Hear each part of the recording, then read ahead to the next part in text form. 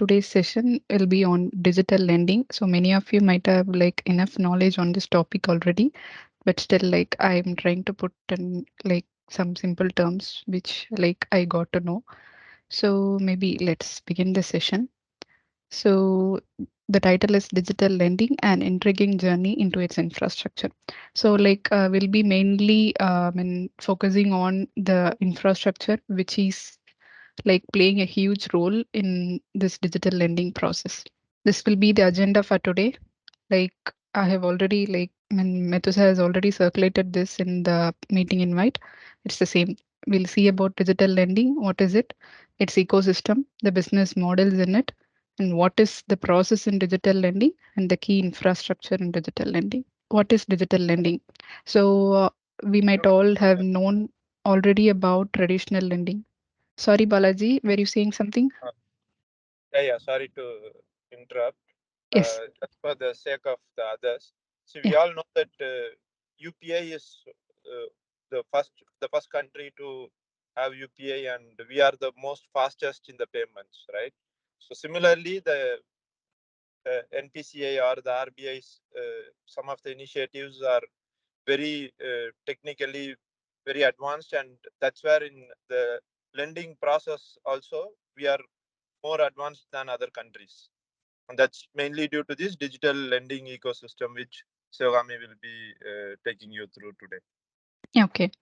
So, digital lending is the process of providing loans and credit facilities by online means, which is simply, the difference between traditional lending, which is like, of course, we go to a bank or some authorized financial institution and ask for loans. We'll have all the paperwork, will be like scrutinized. Our credit check will be, checked and analyzed, and finally, we'll be like given a loan based on all those factors. This is the traditional lending.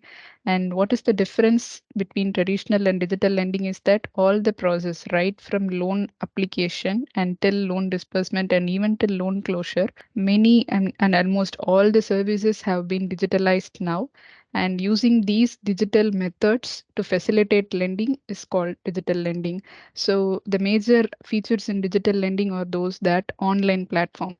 So now we can, like apply for a loan either in web platforms or mobile platforms easily, and all the data analytics like right from the customer submitting his documents and all those things, and including even the loan approval document can be now analyzed digitally, and everything is automated now. So you can see that in many mobile apps, when you apply for a loan, within 24 hours or maybe 72 hours, your eligibility is checked and you are told that whether you are eligible for the loan or not. This is automated now. And you have paperless transactions and personalized services. So every customer can have his own customer journey in this digital lending process. So all these features are like trending now, and digital lending is making it possible. So now, yes. So when we come to digital lending, there are three major key players in digital lending. One is the lender who is giving out the money, and the second person is the borrower who is receiving the loan or the money from the lender. And there is this person called platform provider. He's also called as the lending service provider. So he will be the one who will be developing this digital platform, and he will be aiding the lender in giving out loans. So these are the three major parties who will be like involved in digital lending. So when it comes to lenders, that is the party who is giving out money to the borrower, he needs to be a regulated entity who is authorized by RBI. So when in terms of regulated entity, what we mean is that he can be a bank or an NBFC. So by bank, we all know what is a bank. And NBFC, it is like most commonly known to many people who are in the business realm, but still for the sake of others, I'm just telling you. So NBFC means non-banking financial corporation. It is similar to the bank who will be holding a license called this NBFC license, and they also do all the operations similar to a bank, except that few operations are restricted to the bank and NBFCs cannot do them. Like they cannot accept demand draft, they cannot release checks, and they cannot have credits. All those banking operations are restricted only to banks, and NBFCs can do the other financing operations only. And for these NBFCs to function, they must have a valid NBFC license from RBI. And in order to register to be an NBFC, a corporation or a firm should have a net owned fund of up to 10 crores as fixed deposit with the RBI. And this 10 crores, it is not subjected to all NBFCs. It is, I mean, like it varies for different types of NBFCs. Like the NBFCs are different in different areas. So one NBFC can just focus on mutual finance area or microfinance area, and other NBFCs can work on the factoring business. And few other NBFCs can be in the infrastructure debt funds. Likewise, there are many different types of NBFCs. Most commonly, the general types of NBFCs should have a net owned fund of 10 crores as a fixed deposit with the RBI. This is the main criteria to register as a NBFC. Along with this, there are few other business criteria that needs to be met in order to register for an NBFC license. Also, like when you register to be an NBFC and you haven't carried out the operations which are meant to be done as an NBFC, again the license will be revoked by RBI. And RBI will be closely monitoring all the NBFCs and their activities so that you don't, lose track of what is meant to be done as an NBFC. So this is what it means to be an regulated entity. So only these regulated entities can be lenders in digital lending. So I hope this is the basic of digital lending. Is it clear? So now like we have seen what is digital lending and who are the players in it. And now the ecosystem of digital lending. So this is the digital lending ecosystem in India. Like what are all the people or the players involved here? The first will be the investors, who is again the lenders, as well as the people who are like investing in the digital lending platforms, and then the data providers. So in digital lending, the major asset is the data.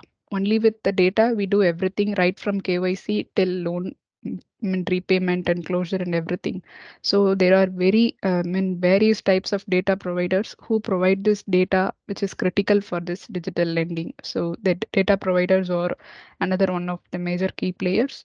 And then loan marketplace. Loan marketplace is nothing but, examples of loan marketplace is Bank Bazaar or Paisa Bazaar, where like all the lenders and borrowers come together and we can compare loans provided by various lenders, and the borrowers can choose the right lender to get the loan from. So that is what is the loan marketplace. And the consumer is the people who are using this digital lending platforms. And the core platforms. Core platform is the essence of digital lending, like what is there in digital lending.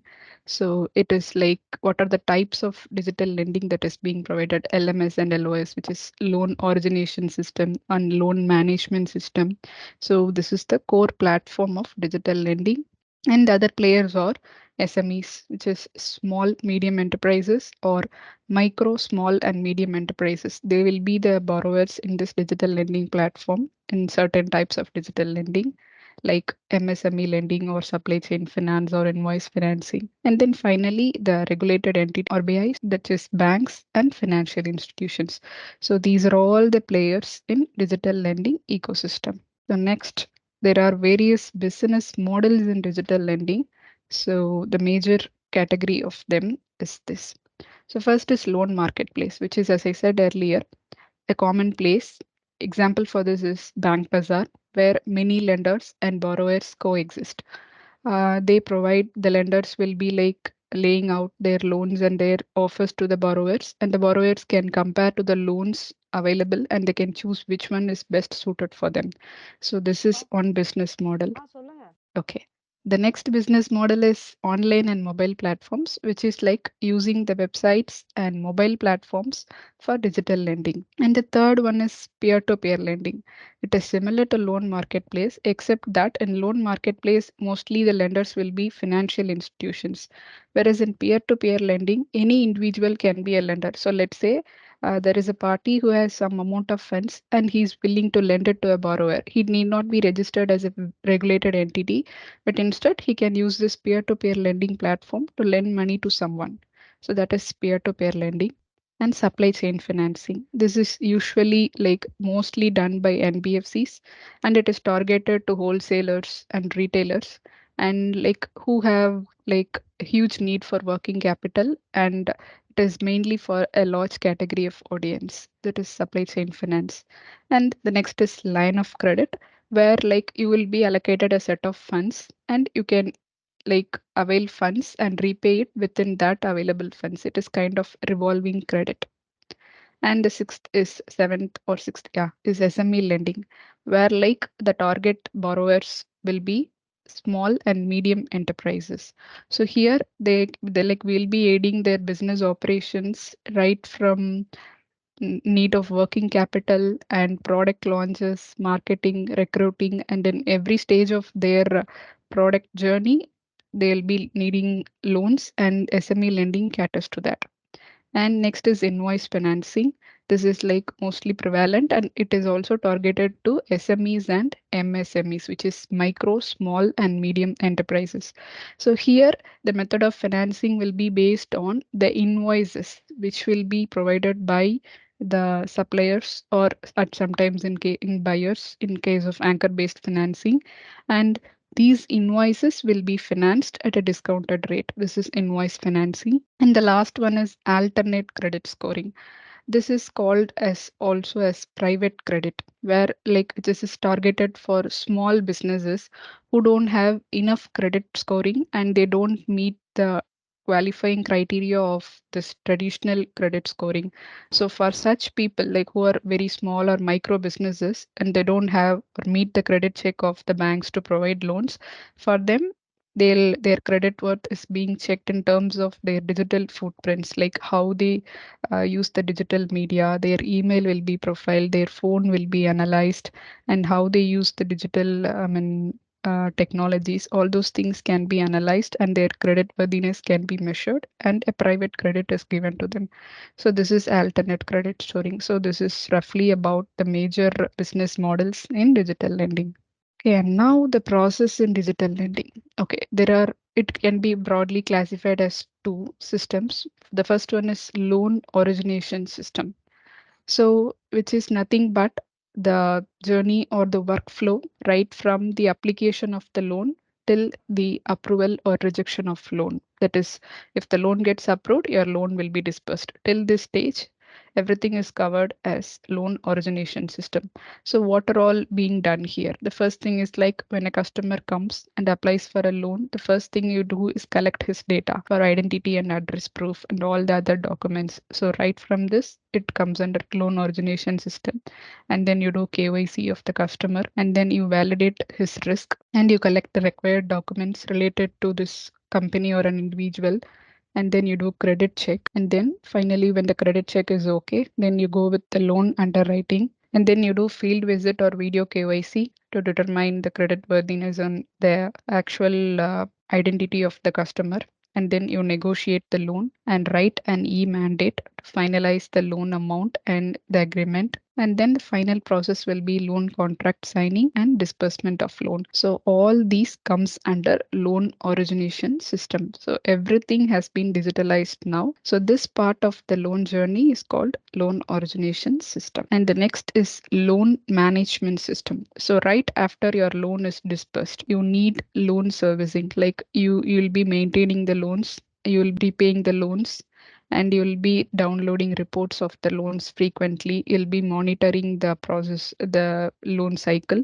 and your loan closure. So everything right after disbursement till loan closure, including reporting and monitoring, is being taken care in loan management system. So this is how digital lending is like the process of digital lending is broadly categorized into these two sections. Okay, so yes, and now the key infrastructure in digital lending, which is the main intention of this presentation. So the first thing is eKYC. Now with the digital lending, in traditional lending, the people will be like checked for their identity and their address will be validated. Everything will be done personally by some people from the banks or financial institutions directly, and it was fail proof. So there were like there was more security with traditional lending. Now with the digital lending, everything happens online.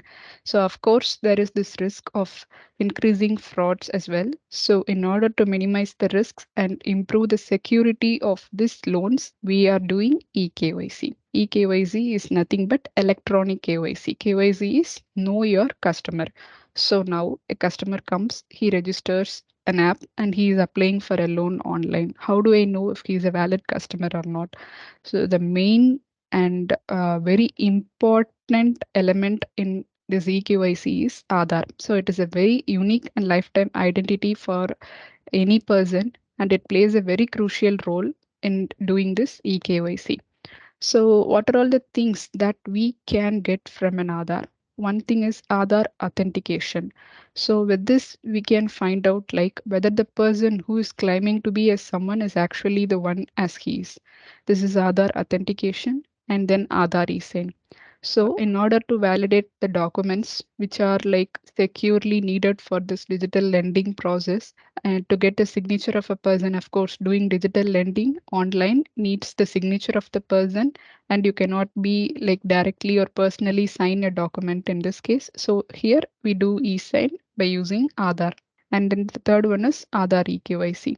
So, it is similar to Aadhaar authentication, but the difference is that in Aadhaar eKYC, you will be entering your Aadhaar number and you will get an OTP to the registered mobile number, and system will be downloading your KYC information, which is these details, and your biometrics will not be shared.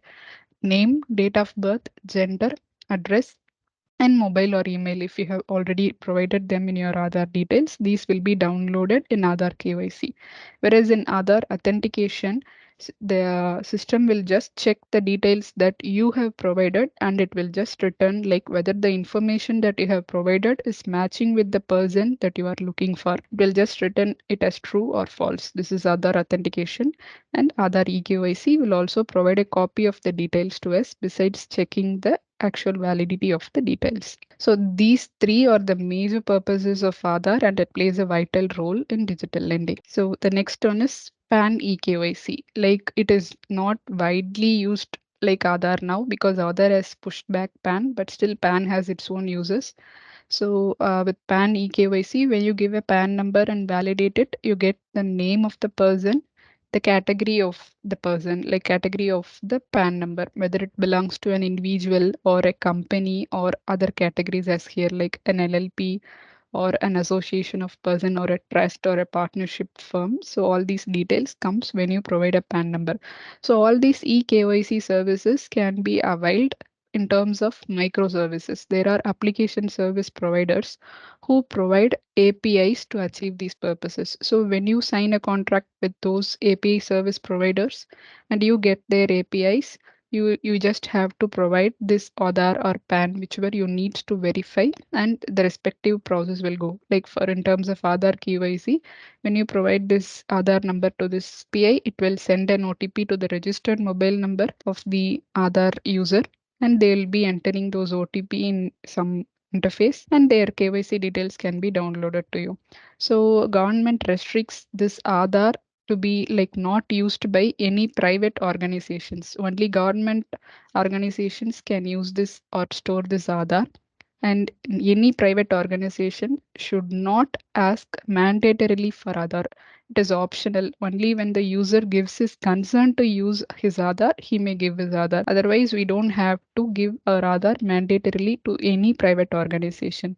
So in that cases, we don't have to get the Aadhaar number of the customer. Instead, we provide an interface to the user and we ask him to enter his Aadhaar so that it will not be stored in our backend, but we'll just send it to the UIDA portal, and system will send an OTP to the person. And once he enters it, only his basic KYC details like name, gender, date of birth, address, all those things will be downloaded to us. So here, without having like his Aadhaar number literally in our database, we just get the details of the customer and it also verifies that he's the actual customer that he's claiming to be. So in this case, Aadhaar plays a vital role here. And the next is video KYC. This is also becoming more and more prevalent when after COVID. 19, like many banks have opted to use video KYC for opening their bank accounts. So for this digital lending as well, video KYC plays a vital role in doing this KYC part. So what are the major requirements for doing your video KYC? First thing is like you should have a mobile number linked with your Aadhaar. And then you should have a smartphone or a laptop or a tab with a stable internet connectivity. And then you should have a blank white paper and a black or blue pen.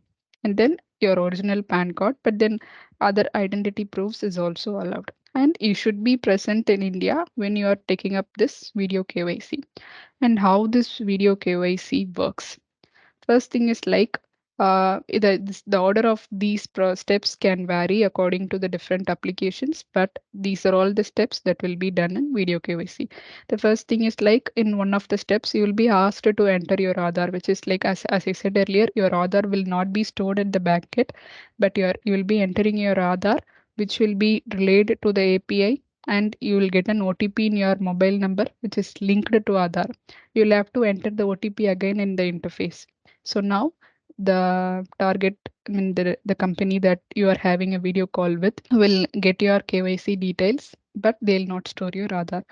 And then your ID verification. You'll be asked to show your ID card, for example, PAN card through the call. And then your live photo will be captured when you are in the video KYC call. And then you'll have to use the blue or black pen and show your signature in the camera. Like you should sign it live, and this will be verified in the call. And then your location. You'll have to enable location when you are in this video KYC call, so that your location will be verified as to whether you are, the first verification is whether you are an Indian citizen, you are currently residing in India while taking up the call, and your current address can also be verified with this live location capture. This is also one of the main steps. So when you are taking up this video KYC call, system will ask you all these things, whether you are ensuring that your location is being enabled and you are enabling your camera, microphone, and do you have your Aadhaar linked mobile. All these things will be verified first before you are initiating your video KYC. So finally, when you are done with all these steps, your video KYC will be completed. So this is the general steps for your video KYC for both the bank applications and also for the loan applications which are handled in digital lending. So this eKYC and vKYC are the main methods which are aiding digital lending to identify the customers. And then the next infrastructure is GST. Again, like to find out the customer's credit worthiness, we check their GST return information. So GST is of course all you know, goods and services tax. So every organization will be filing their GST returns. What they'll be filing, every sale, every purchase or tax, whatever they do in terms of their invoices, all these details need to be filed in our GST portal by every organization or company. And what the lenders or their service providers will do here is that we will be fetching their GST return information for a certain period, let's say for the last 1 year, and we will be like validating those GST returns to check like if they have promptly submitted their GST returns. So in that case, this is one proof that they are that they can be provided credit. So the first thing is like GSTIN. GSTIN is nothing but like your GST number linked to your organization. So the first, there are many APIs. These are also microservices. There are many API vendors for this.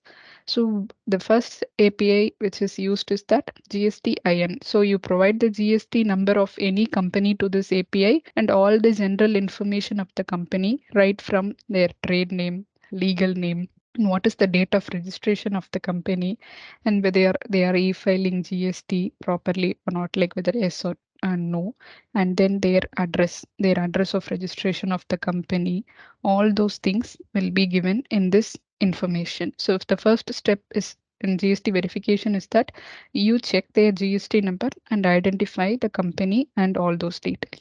The second thing is that besides this GST number, you don't have to provide your GST number as well. Just from your company's PAN, all the GST numbers linked or registered for that company can be found out. This is like, let's say a company has branches in at least 5 states of India. they'll have one PAN number but a different GST number for each state. In that case, just giving your PAN would be sufficient. We'll be able to fetch all the GST numbers of that organization from their PAN number itself. This is the second API where you will be just giving you the PAN and all the GST numbers related to that PAN will be fetched. And every GST number, of course, has the PAN number in it. So these are the first two basic set of APIs in fetching the GST returns. And the third one is the actual GST returns itself can be fetched, which is like GST returns will be ranging from GST return type 1 till type 11. So these are all the major and these are all the possible returns that can be filed for GST returns. It can be like type 1, 2A, 2B, 3 until it ranges till 11.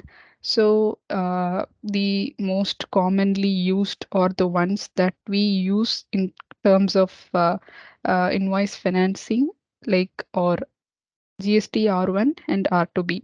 So there is this receivable financing where sellers will be the anchors in the digital lending process. And in that case, we will have to validate the credit worthiness of the supplier. So what we will do is we'll be fetching the GST R1 invoices filed by the supplier to the GST portal.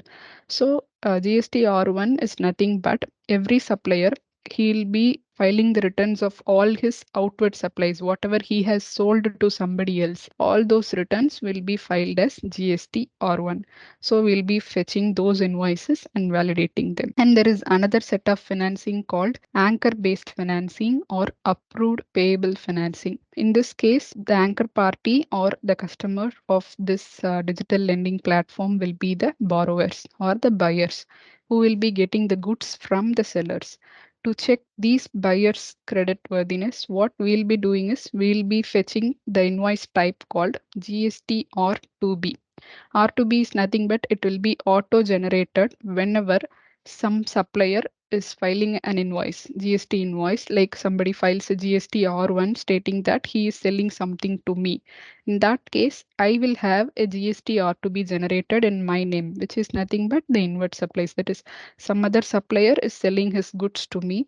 In that case, I am the buyer, and what are all the invoices directed to me, it will be auto generated as GST R2B.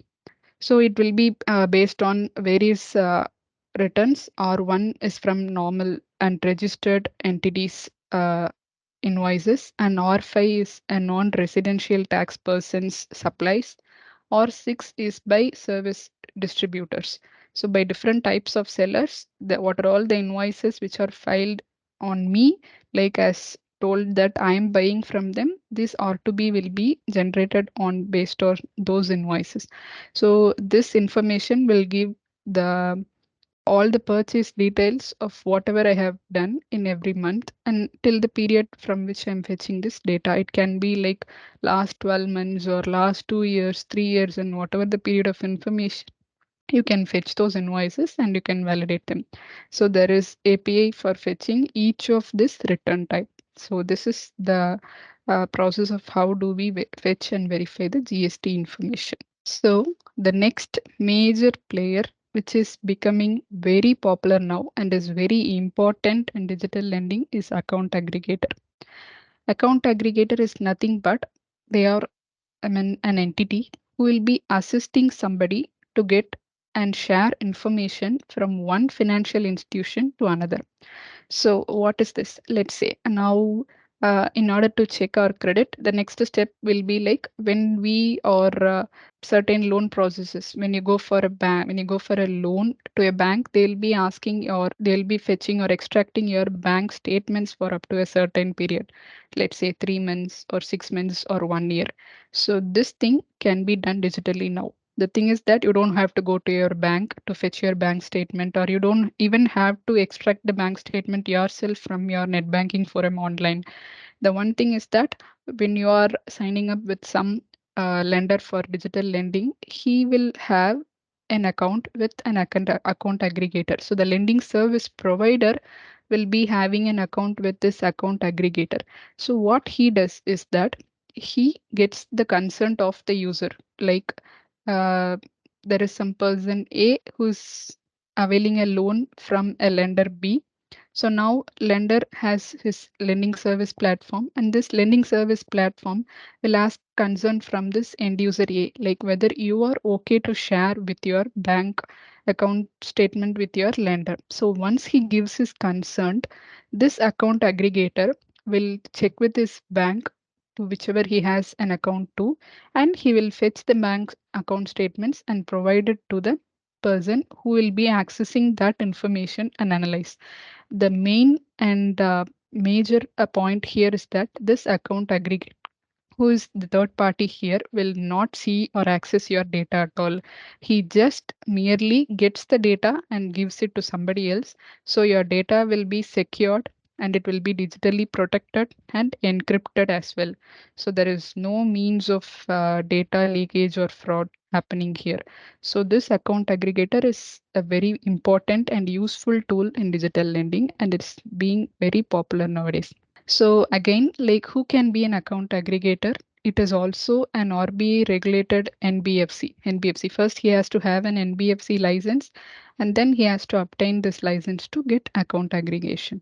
So this is account aggregator, and the key players in account aggregation is that the account aggregator is the third party who gets and transmits your bank account information, and then financial information provider is the banks or the financial institutions who have your bank statements. It is literally the banks. And then the financial information user will be the party who will be assessing your bank statements, who will be your lenders or your lending service providers, basically. So these three are the major key players in your account aggregation system. So this is a simple, I mean, very straightforward workflow of how account aggregator works. So the first thing is that your financial information user, that is the lender who is giving you a loan, will ask for your bank statement. What this account aggregator does is that he will ask for the end user, that is the person who is asking for the loan, his concern to share the data. Once he is okay with sharing the data will be requested from your financial information provider, who is your bank, and then this data will be transmitted to the financial information user in an encrypted form.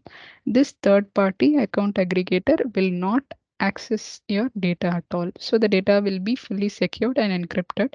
And here, just by giving your consent to the regulated entity approved by RBI, you can be rest assured that your data is safe, and you don't have to manually go and fetch your data from your banks personally or online. You can just give your consent and be rest assured that your data is safe and is being used for your assessment. So this is account aggregator. And the next thing is eSign. So now, like signing the documents during this loan approval or dispersal process is the next crucial step. So once everything is finalized and you are approved of getting a loan, you will have to sign a set of documents in the bank, right? Like you're accepting the loan or you're accepting the key terms and conditions and everything and so other things. So here, this signing also is done online using this service called eSign. eSign is nothing but online electronic signature service. So here again, like this is also comes as a microservice where like there will be a service provider who will be providing a set of APIs again. So our lending service platform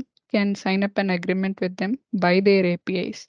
So when we need a document to be signed, what we do is we just upload the document to their portal and we mention the details of the signer who needs to sign the document, and we send it. So now the signer gets a notification either email or through SMS that he needs to add his signature to this document, and a signing link will also be given to him. So once he accesses that link, he'll be asked to enter his Aadhaar number, which is again will not be stored anywhere. And you will be sent an OTP to your registered mobile number linked with your Aadhaar. So once you enter this OTP, again, like you will be authorized and your signature will be automatically affixed to the document. And this signature doesn't mean your original signature or handwritten signature that you do. It is a digital signature which will be affixed to the document. And this is a perfectly safe and secure way of adding your signature to the document. And now this electronic signature has three types. One is simple, advanced, and qualified. Simple is nothing but even if you sign or do add your signature or put your signature in a paper and take a picture of it and upload it online, it is also called as an electronic signature. So this is simple. It doesn't have to be like, it doesn't need verification of the signer at all. So this is simple electronic signature. And advanced is that the signer has to be validated to verify the authenticity of the signature. This is advanced electronic signature. Or Aadhaar based e-sign and digital signature. And there was this old method called DSC tokens, where like you will be applying for a digital signature certificate from certificate authority. You will be getting your digital signature in a USB drive, and when you need to add your signature to a document, you will be inserting this USB drive in your laptops or system. And then in your Adobe Acrobat Reader, you will be adding those certificate to the document. This is the old method that was used and still being used in some places to add digital signatures. And now the most common and easy way of adding e-signature is Aadhaar-based e-sign. These signatures come under advanced electronic signature. Here, the sender will be validated for the authenticity of the signature. The third one is qualified electronic signature. Here, like it is even more secured, but it is like kind of complicated, so many people don't use this now. What is qualified electronic signature is that along with verifying the validity of the signature, the signer himself needs to be validated as certified authority. Like you will be, before you are signing your document, you will have to do a video call or a face-to-face interview with some authorized person who has to approve that you are the actual person who is signing the document, and then your document will also be validated for the signature. So by this, it is even more secure that the person or the signer who is signing the document is valid. So this is the very strongest and secure form of having electronic signature. But then as this has the complexity of having to personally have a face-to-face meet or a video call with the person, it is very difficult, but it is most prevalently used in EU, not in India now.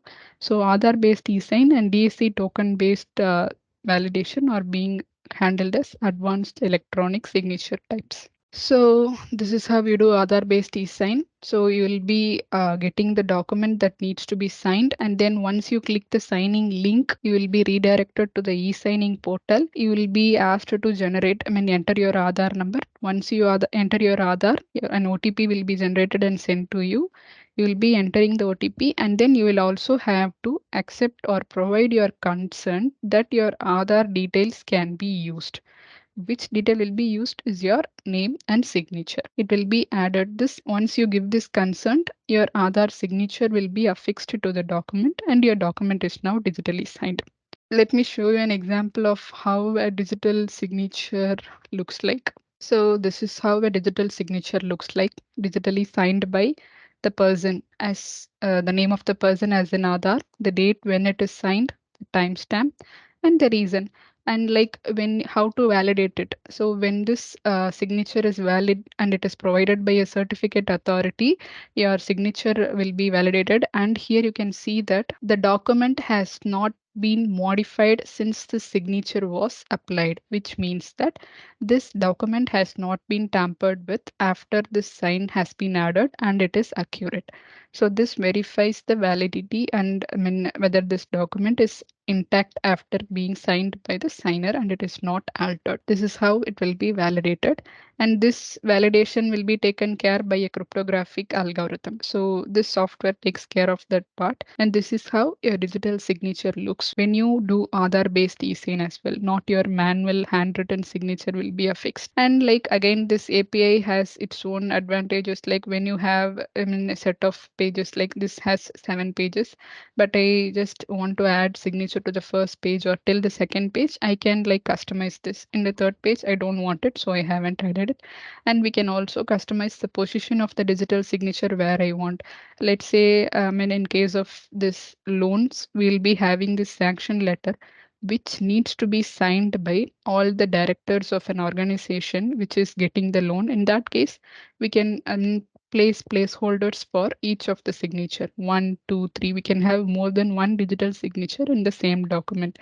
So everything can be customized in this microservice. So this is how we do Aadhaar-based eSign, which is a digital signature. And then next is eStamp. So once the loan is approved, we'll be having the loan sanction letter or certain important documents related to this lending printed out in the form of stamp paper, and then we get the e-sign of the signers on those documents. So this stamping can also be done digitally now. So what you see here is the traditional stamp paper of us, and the right one is the digital stamp paper which has been introduced by our government. It is by the organization called SHCAL, which is Stockholding Corporation of India Limited. So they have like introduced this e-stamp paper, which is like prevalently used now, and this traditional stamp paper is being replaced. So when you do digital stamping or e-stamping, you can opt to choose either of this.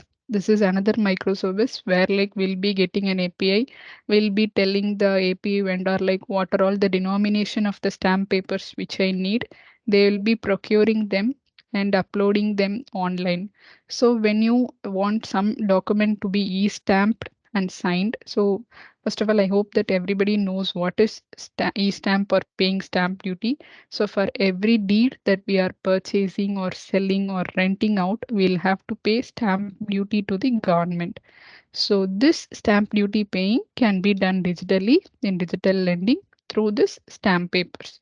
So now this stamp duty can also be customized, like the lender who's sending out this document to the borrower can decide like who will pay the stamp duty as well, whether he himself will take this up or will the borrower be paying this instead. So everything can be customized again in this microservice.